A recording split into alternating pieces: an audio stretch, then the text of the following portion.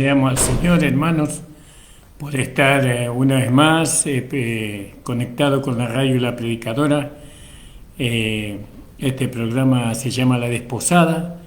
Y bueno, hoy tenía que haber estado nuestra hermana Miriam haciendo el programa, pero no se pudo conectar, así que sin pensarlo estamos nosotros.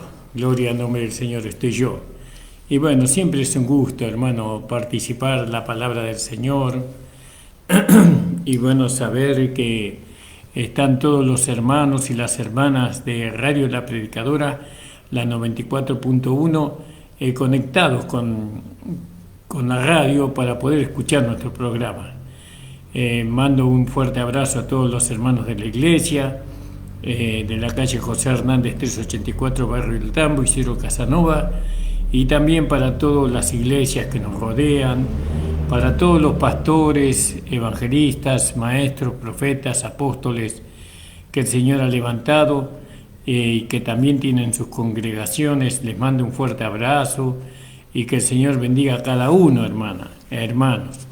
Es maravilloso poder estar en este trabajo de predicar el Evangelio de esta gracia. Alabado sea el Señor.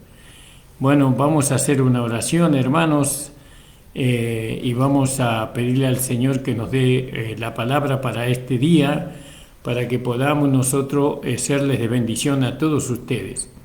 Señor, estoy delante de tu presencia en esta mañana, agradecido, Señor, una vez más por cuanto tú nos das la oportunidad de poder, Señor, salir al aire, de poder, Señor, estar, Señor, en la radio La Predicadora, la 94.1.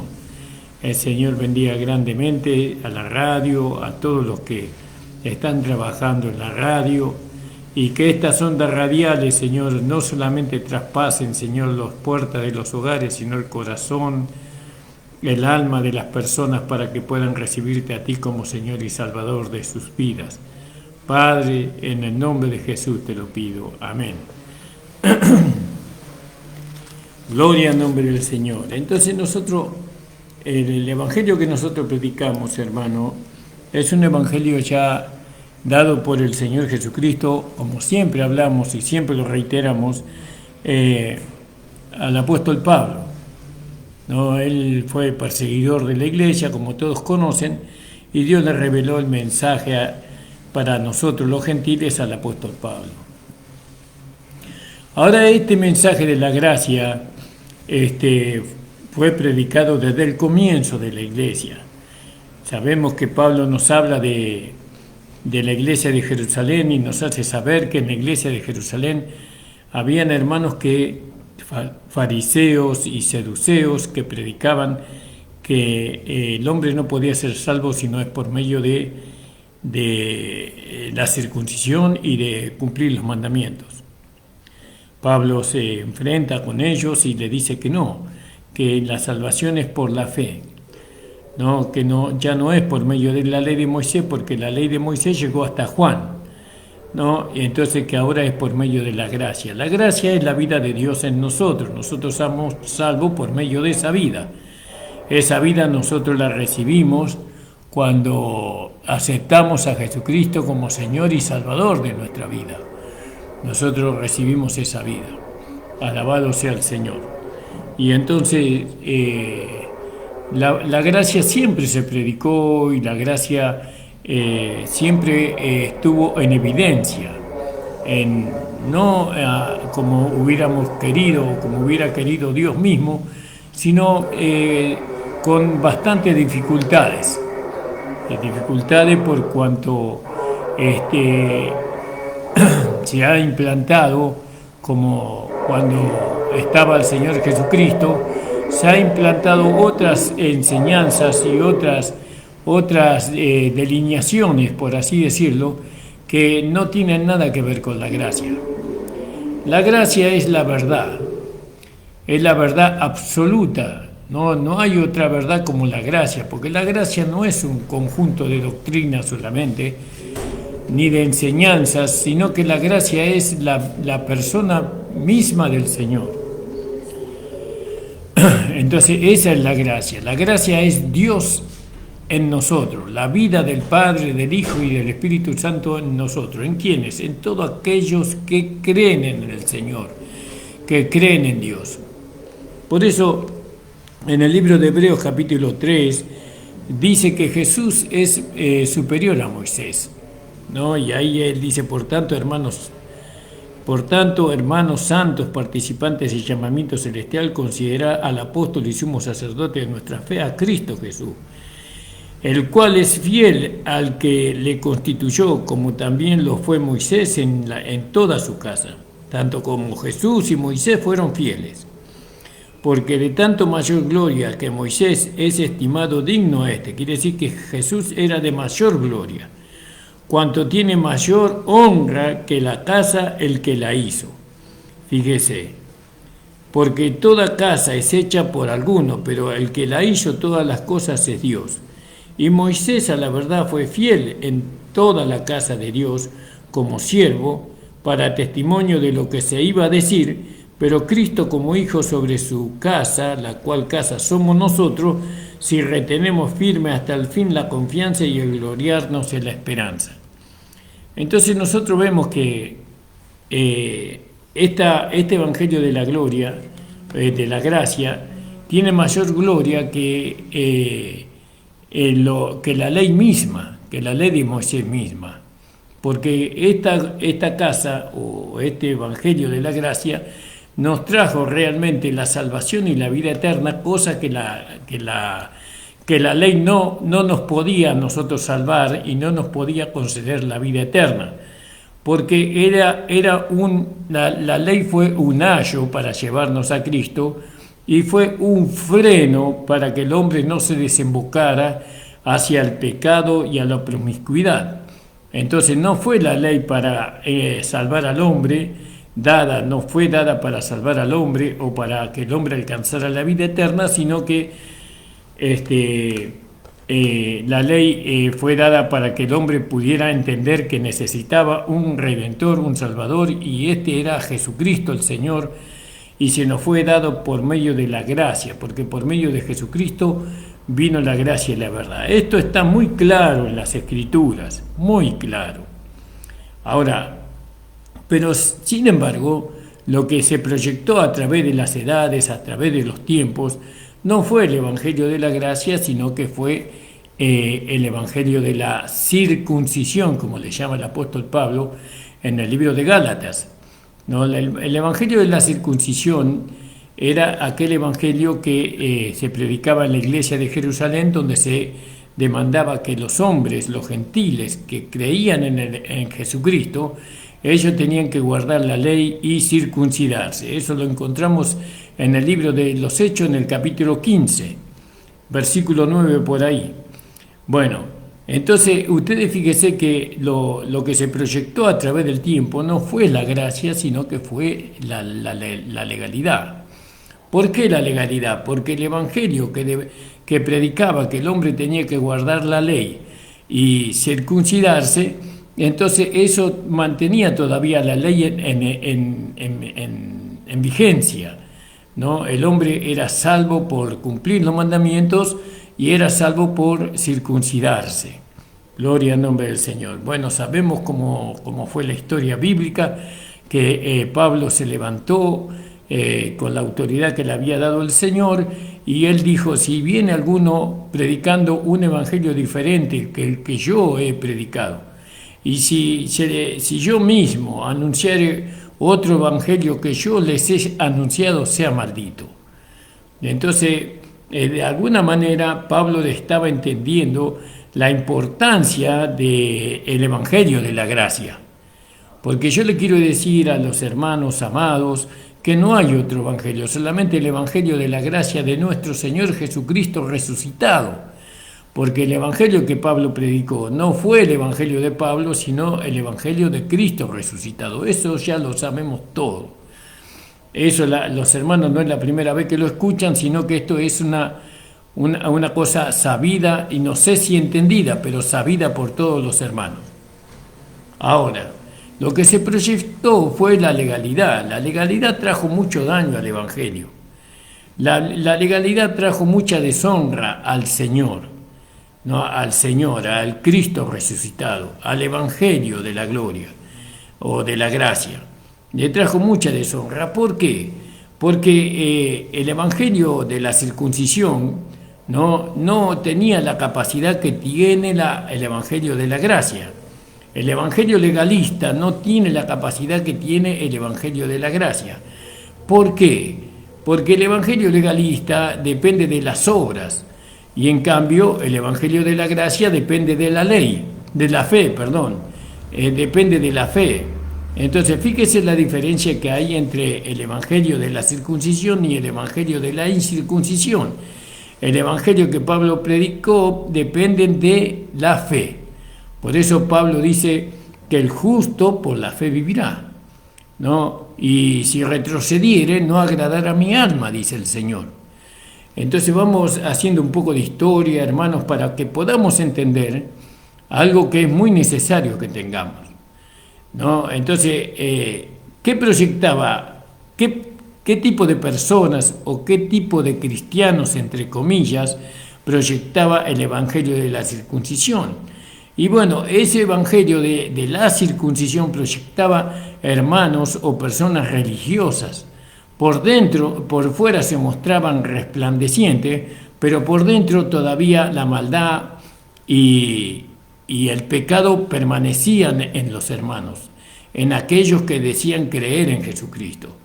Entonces, que a través de ese hombre, de ese cristiano, entre comillas, el Señor no podía proyectarse, ¿no? La vida de Dios no se podía proyectar hacia el mundo, ¿no? El Espíritu Santo no podía gobernar a un hombre religioso que no tuviera el nuevo nacimiento, ¿no? Entonces, así como los incrédulos no pueden recibir el Espíritu Santo, ¿no?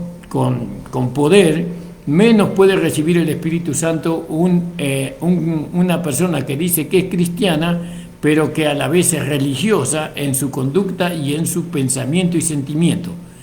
Para poder ser testigo de Cristo, dice en el libro de los Hechos, capítulo 2, que me seréis testigo en Judea, en Samaria y hasta lo último de la tierra, cuando venga sobre vosotros el Espíritu Santo, ¿no? Y esto hablando del poder del Espíritu Santo que recibieron los apóstoles después en el libro de los Hechos, en el capítulo 2.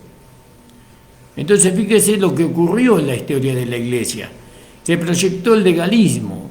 El legalismo los encerró a todos los hombres en las obras, en cumplir los mandamientos, ¿no? Y entonces fue tan tremenda ese poder que se manifestó en contra de la verdad, porque estaba en contra de la verdad. Entonces que de alguna manera se estableció el legalismo y no se estableció la gracia. No se estableció la gracia. Entonces, lo que no había en el legalismo era hombres levantados por el Señor Jesucristo para poder enseñar la palabra de Dios al pueblo. No levantaba el Señor Jesucristo los apóstoles, los pastores, los evangelistas y los maestros y los profetas. Eso lo levantaban las instituciones religiosas. Las instituciones religiosas, ellos determinaban quién era pastor, quién era evangelista, quién era apóstol o profeta. Eso dependía de la fidelidad de cada hermano que era levantado. Pero fidelidad hacia la denominación, de fidelidad a la iglesia donde él se congregaba, al hombre, tenía que ser fiel al hombre, pero no fiel al Señor. Entonces, pero aún la gracia seguía estando. La gracia se manifestaba por hermanos, no por medio de hermanos y hermanas que profetizaban la verdad, pero en la legalidad se los agarraba del pelo y se los sacaba a los tirones de las iglesias, se los sacaron a esos hermanos que predicaban la gracia, que traían el pecado oculto, que traían la inmoralidad dentro de la iglesia, ¿no? que traían a la luz, digamos, ¿no? Que sacaban a luz todo eso que estaban escondido para que la gracia se pudiera establecer, pero no hay nada que hacerle. La legalidad tuvo más poder que la gracia misma, porque la gracia no se impone, la gracia ruega, la gracia espera que el hombre abra su corazón, se humilla ante la presencia del Señor, y el Señor entonces sí puede hacer su hermosa y preciosa obra en aquellos que creen.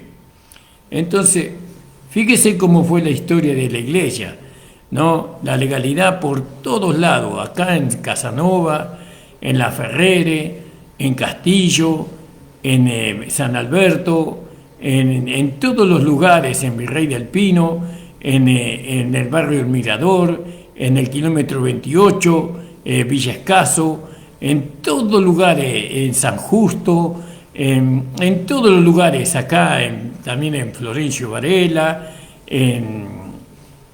acá más, viniendo más para acá por Camino de Cintura, hay muchos barrios, ¿no? Y bueno, todos lados la legalidad fue como un tentáculo que se fue extendiendo y extendiendo y extendiendo.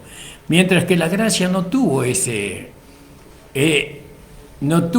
extensión que tuvo la legalidad, no tuvo. ¿Por qué no tuvo esa legalidad? Y a ese es el punto que yo quiero tocar en esta mañana, ¿no? Esto es una amonestación a nosotros mismos que conocemos el Evangelio de la Gracia. No sé por qué no se entiende, ¿no? Que todo lo que la legalidad logró por medio de la unidad. ¿En qué sentido? Todos la legalidad predicaban el mismo Evangelio, el Evangelio de las obras. Usted iba hace 40 años atrás a una iglesia, ir a otra y era todo lo mismo. Por eso después se cantó esa canción, no importa la iglesia que tú vayas, no, si detrás del Calvario estás. Bueno, porque en todas las iglesias eran legalistas, salvo una o dos iglesias que era una iglesia que predicaba el Evangelio de la Gracia. Aún en cierta forma los bautistas, si bien no eran legalistas, pero predicaban la gracia, pero el mensaje del bautista, de las iglesias bautistas, no era la gracia, sino que era Juan el Bautista. Él era el centro, y no era el centro el Cristo resucitado, no crucificado, muerto y resucitado y glorificado. No era el tema. Entonces, todas estas confusiones y todos estos desórdenes que se fue manifestado a través de los años y a través de la falta de entendimiento, hizo imposible que la gracia se establezca, que el evangelio verdadero de la gracia se establezca.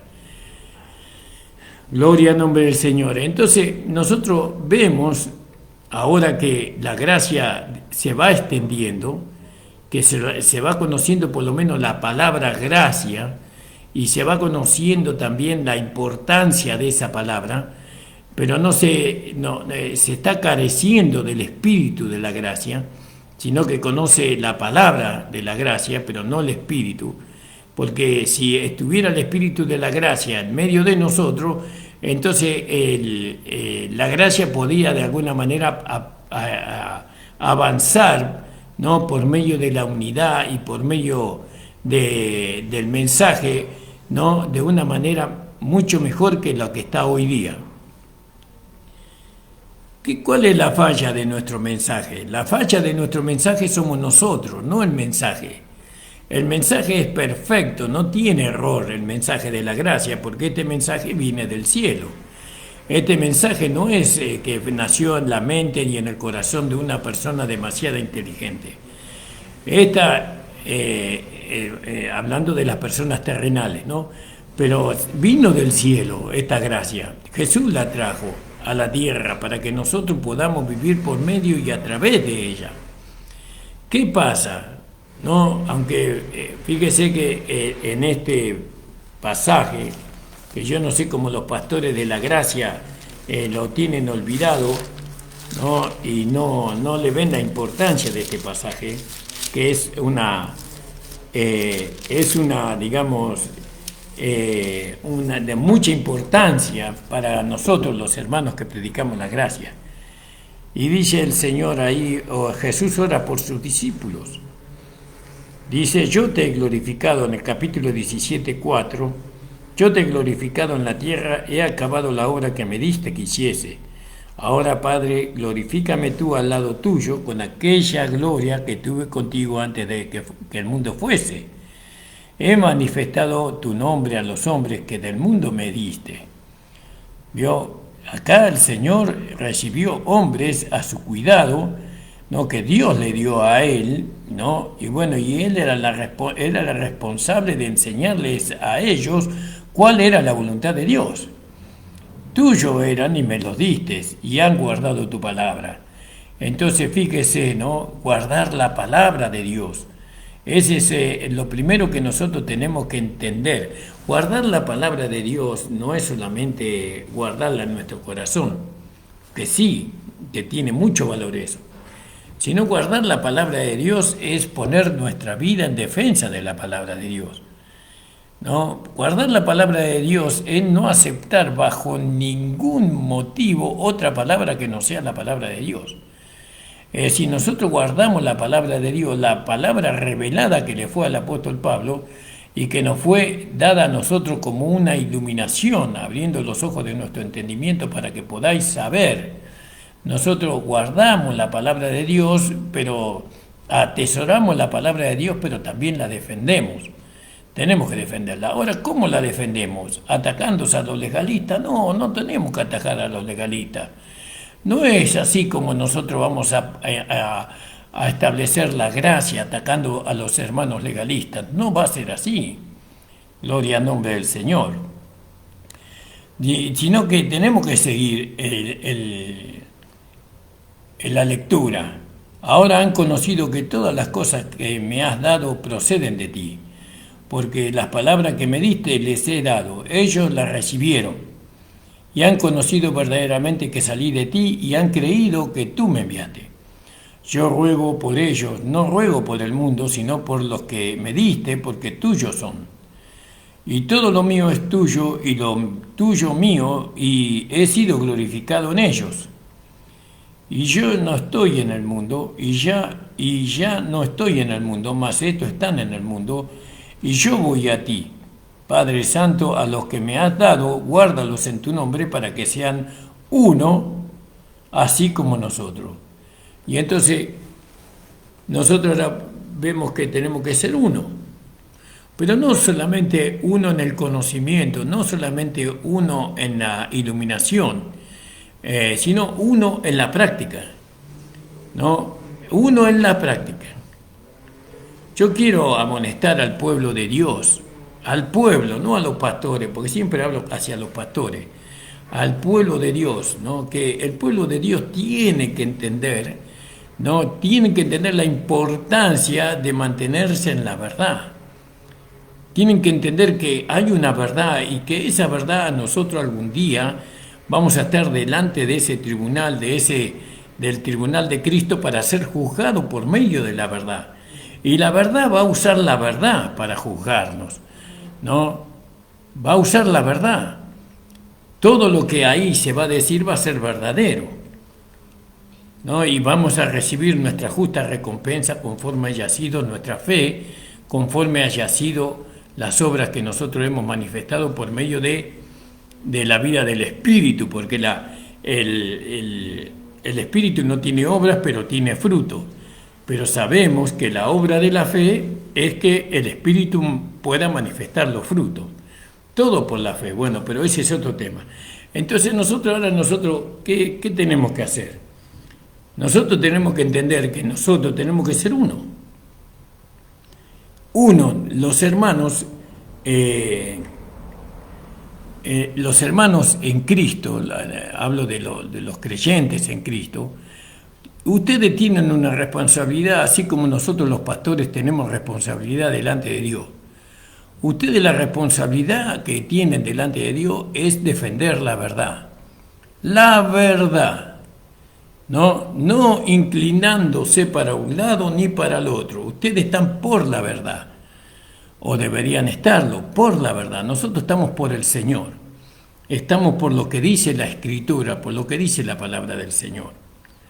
Ahora, ¿qué pasó en estos años? En estos años la gracia fue avanzando y Dios fue levantando hombres con este conocimiento de la gracia. ¿no? Bueno, este conocimiento de la gracia fue de alguna manera corriendo por medio de hermanos que la recibieron desde su nacimiento y otros la recibieron después cuando fueron grandes. Entonces ellos, el Señor le dio esa gracia para constituir iglesias a estos hermanos con este mensaje de la gracia. Estoy hablando más de, yo creo, cerca de 100 años atrás y tal vez un poco más. Estos hermanos creo que desde Martín Lutero para este lado, ¿no? La gracia empezó de alguna manera a desparramarse, el conocimiento revelado, la iluminación de quién era Jesucristo y de qué posición tenemos nosotros en Cristo, y la iluminación en cuanto a la justificación, en cuanto al nuevo nacimiento, en cuanto a la cruz. Esto se fue agigantando hasta nuestros días hoy día. Entonces los hermanos empezaron a recibir este entendimiento, esta iluminación, hermanos que eran legalistas. Eran legalistas no por decisión propia, sino que nacimos en el legalismo porque no había otra iglesia, no habían iglesias de gracia en aquel tiempo.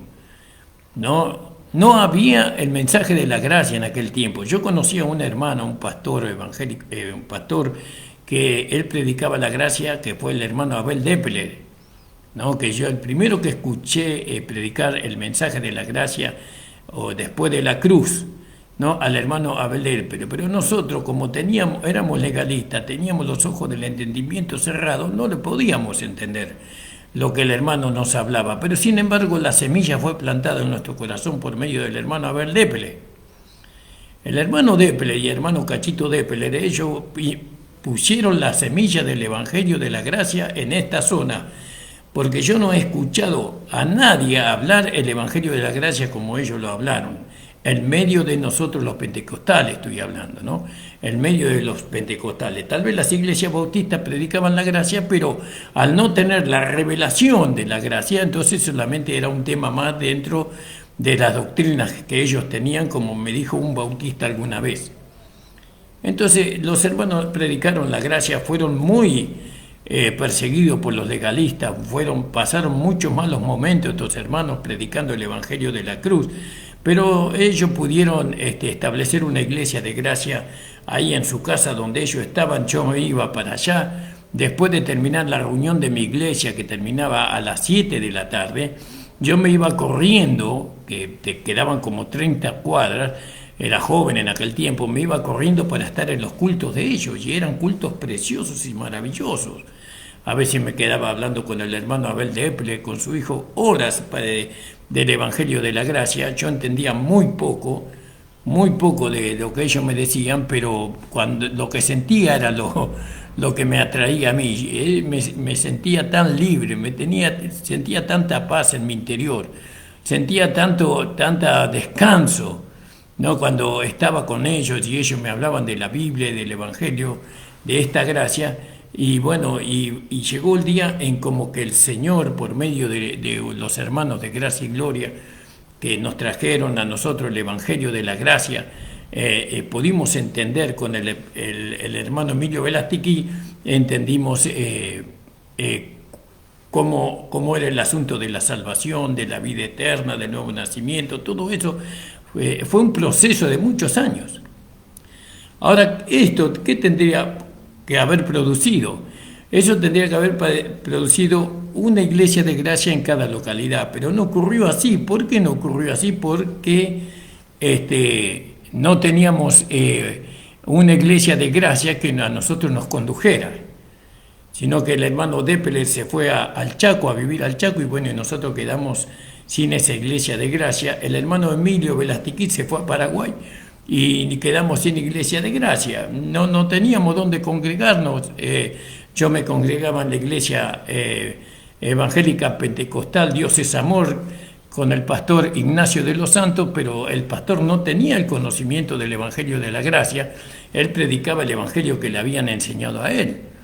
Entonces, entendiendo, estudiando y bueno, y orando al Señor y con lágrimas en los ojos y angustiado en mi corazón, muchos años de angustia, le pregunté al Señor, Señor, yo quiero conocer tu gracia, quiero que tú me la reveles.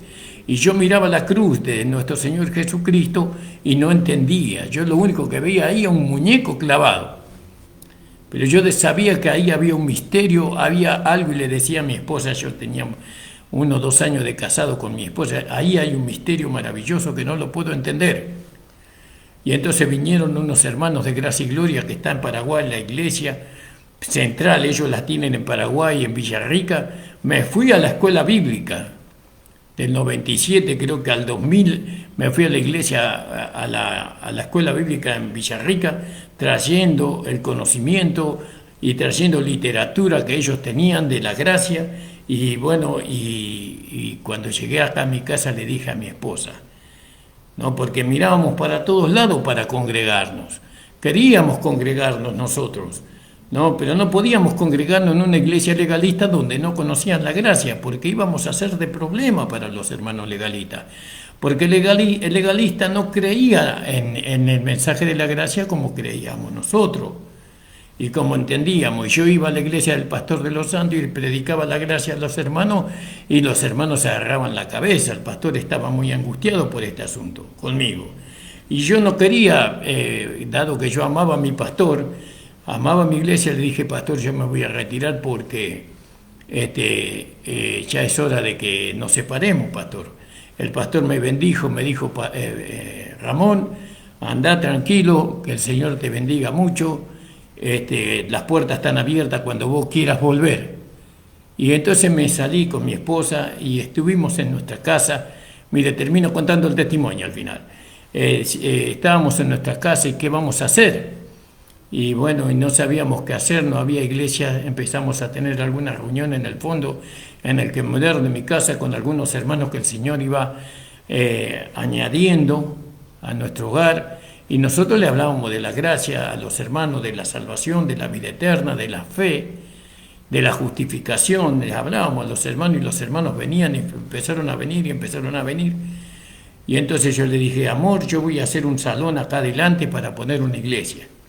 No sé quién será el pastor, no sé quién pastoreará, pero yo voy a hacer un salón porque no hay una iglesia de gracia, no hay una iglesia a la cual nosotros podamos concurrir. Y en ese tiempo, no sé cómo, eso con la ayuda del Señor, hicimos un salón grande, ¿no? Ahí pueden entrar más o menos 150 personas, ¿no? Sentadas así, lógicamente que nosotros éramos 2, más nuestra hija éramos 3. ¿No? Y bueno, y después siguieron viniendo los hijos, la casa se fue agrandando, la iglesia se construyó, alabado sea el Señor, se construyó la iglesia por medio de los hermanos, ¿no? Que Dios iba mandando. Dios usó al hermano César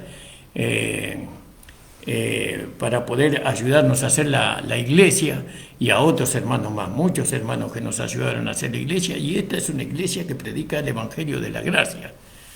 Se construyó, pero ¿sabe qué? Nosotros estuvimos sin pastor 2 años, porque no me iba a poner de pastor por poner la iglesia en mi casa. Nosotros habíamos aprendido la legalidad, que nosotros teníamos que orar, y entonces empezamos a orar, y mientras los hermanos venían, teníamos al hermano Emilio Belestiqui, que nosotros considerábamos que podía ser el pastor de la congregación, y le decíamos, usted tiene que tomar el pastorado, hermano Emilio, usted tiene conocimiento, usted es un hombre bien visto.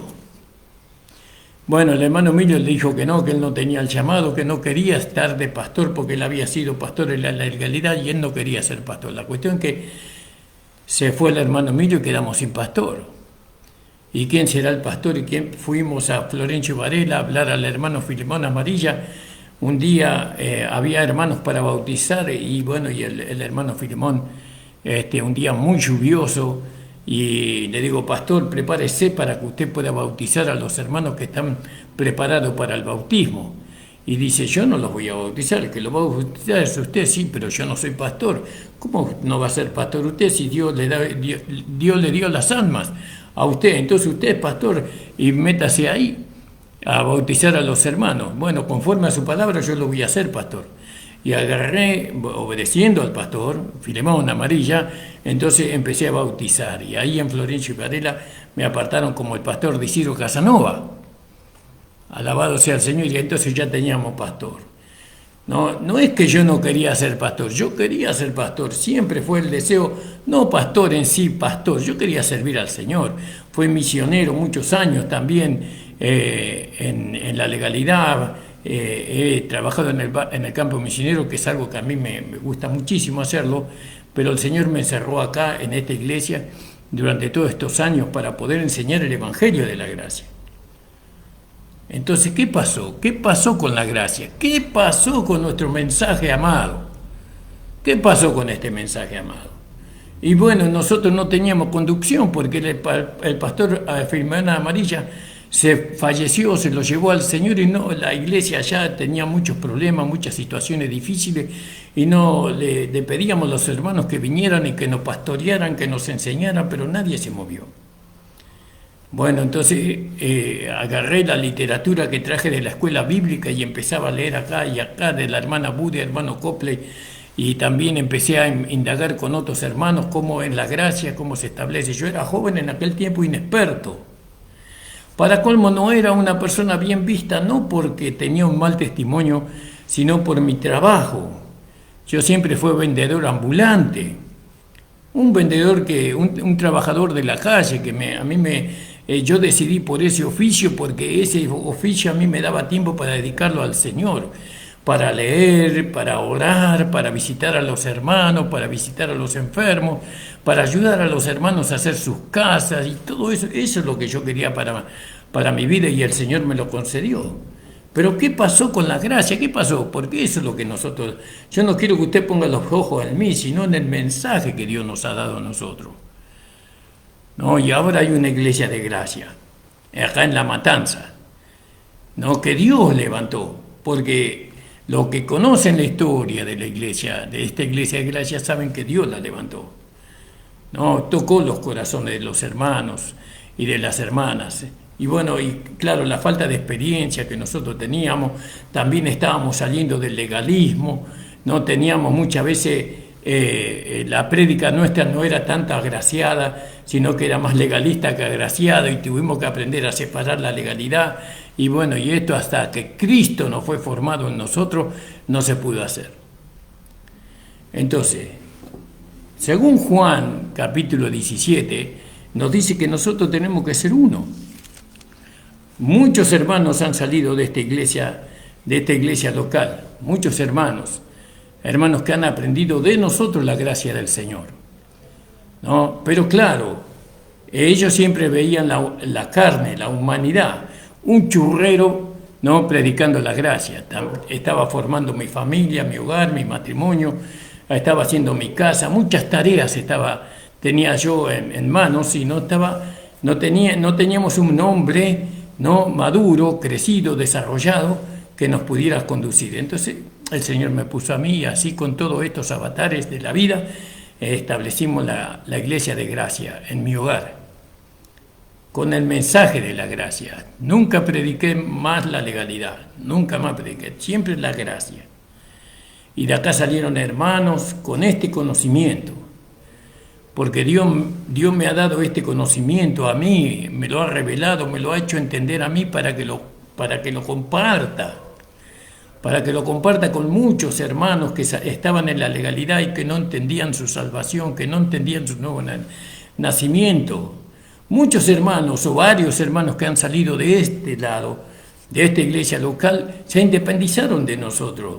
Se fueron porque lógicamente que ellos también venían del legalismo y ellos miraban la carne del pastor y bueno, y ellos veían demasiada autoridad en el hombre, ¿no? Veían más, y bueno, y nosotros siempre fuimos directos con la gracia porque creemos que la circuncisión es al 8º día, que no hay que dejar avanzar la carne, ni hay que dejar de avanzar el pecado dentro de la iglesia, porque después de cómo se lo saca eso. Entonces, para muchos hermanos la gracia fue un mensaje como cuando Jesús estaba en la tierra y les predicaba a los saduceos y los fariseos, que les hablaba con mucha aspereza, con mucha firmeza. Entonces los hermanos fueron entendiendo la salvación, la vida eterna, la justificación por medio de lo que nosotros les hablábamos, ¿no? Pero se fueron. Se fueron por mucho, por no estar de acuerdo, se fueron porque ellos interpretaban de que uno quería imponerse, se fueron porque ellos interpretaban que no era así como el pastor hablaba, que bueno, muchos razonamientos así. Pero ¿qué pasó con el mensaje? Entonces los hermanos salirse del lado de nosotros, del lado de aquel a quien Dios puso, porque a nosotros nos puso el Señor para este trabajo. Muchos se fueron y se establecieron en pequeños grupos, ¿no? Se pusieron acá y se pusieron allá.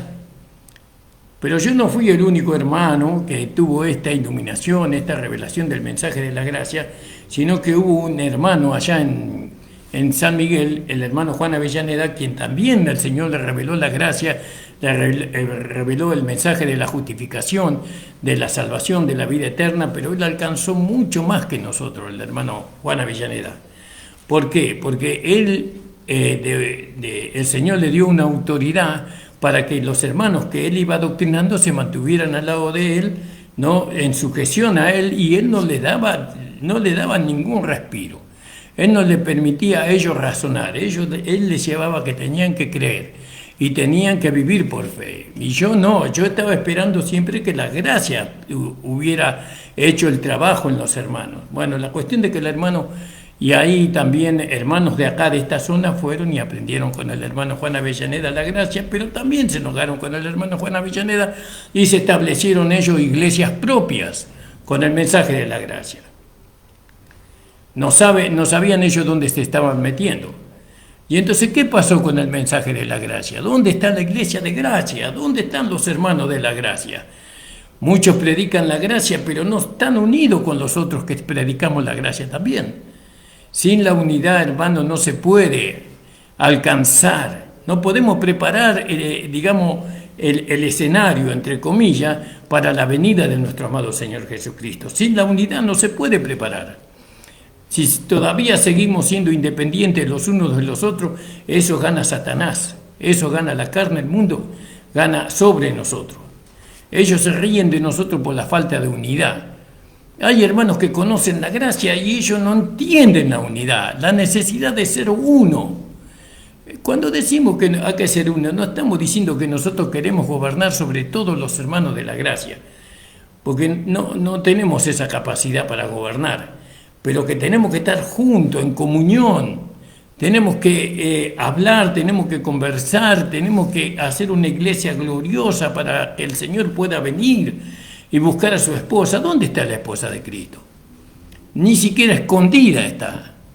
Muchos dicen que la esposa de Cristo está escondida. Ni siquiera escondida está, porque lo que se llamaban la esposa de Cristo resulta que ahora se fueron a las religiones mundanas y se hicieron una con las religiones mundanas.